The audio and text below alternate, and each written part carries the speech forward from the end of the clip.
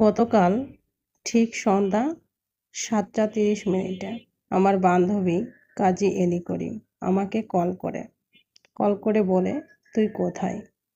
আমি বলি, আমি তো এখন কোর্টের গেট থেকে বের হচ্ছি, বাসে উঠব বাসার উদ্দেশ্যে। ও বলে, আমি তো তোর বাসার সামনে অপেক্ষা করছি তোর জন্য, একটু গরুর মাংস রান্না করে নিয়ে আসছি। আমি শুনে সত্যি আবেগী হয়ে গেছি। আমাদের ভালোবাসা বন্ধুত্ব তৈরি হয় এলএলবি অনার্স শুরু করি যখন, তখন থেকে আমাদের দীর্ঘ টাইম পথ চলা। এলএলবি অনার্স এলএলএম সমাপন্ন করছি দুইজন একসঙ্গে।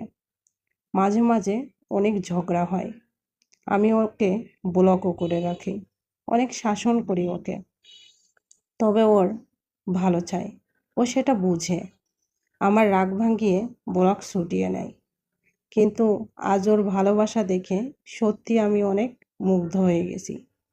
কাজী এনি করিম, তোমার দেওয়া গরুর মাংস রান্না আমি তৃপ্তি সহকারে খেয়েছি।